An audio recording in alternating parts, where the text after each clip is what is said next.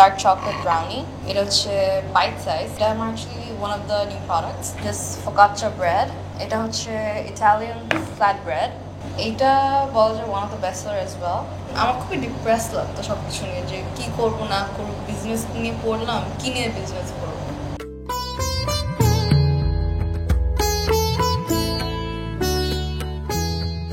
দর্শক, আমার সামনে আজকে দেখতে পাচ্ছেন প্রচুর খাবার দাবার, আর এগুলো মালয়েশিয়া থেকে শিখে এসে নিজের বাসায় হোম বেকারির মাধ্যমে হয়ে উঠেছেন একজন সফল উদ্যোক্তা।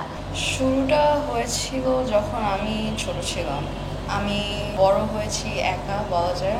অলসো আমার আম্মু, তাকে ছোটবেলা থেকে দেখেছি যে সে কিছু ওদের রান্না বান্না করতো, অনেক ভালোবাসা দিয়ে সে বেক করতো, আর ওগুলো আমার অনেক ভালো লাগতো। তো তখন থেকে এই বেকিংয়ের উপর হচ্ছে আমার আগ্রহটা শুরু।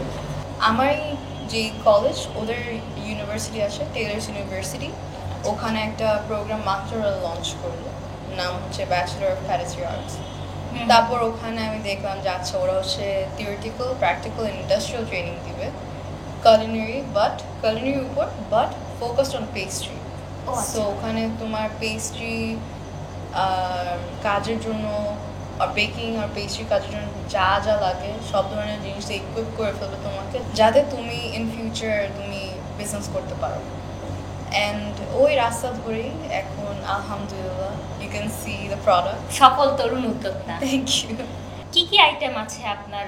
আমারটা মেইনলি আমি বলি অনলাইন গরমেট বেকারি, অ্যান্ড আমার বেস্ট সেলার হচ্ছে এখানে আছে dark chocolate brownie.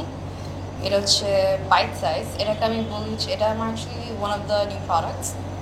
Petit brownie, petite is small in French. এইটা বলা যায় one of the best seller as well, but সবচাইতে বেস্ট সেলার আইটেম হচ্ছে this focaccia bread. As you can see, এটা হচ্ছে Italian flat bread, and on top এটা এখানে হচ্ছে টমেটো বালসামিক রিডাকশন। আমি যেভাবে কোয়ালিটি মেনটেন করার চেষ্টা করি ওটা হচ্ছে I try to use premium quality ingredients যাতে আমার এন্ড প্রোডাক্টটা যাতে ভালো হয়। আমার এখনকার টার্গেট অডিয়েন্স হচ্ছে Gen Z and Gen alpha, since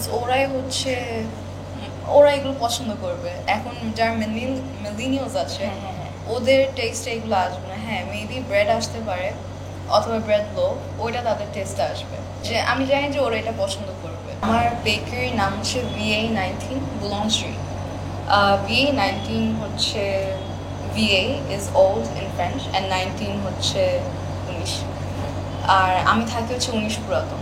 so ওখান থেকে আমি নামটা নিলাম যে VA19।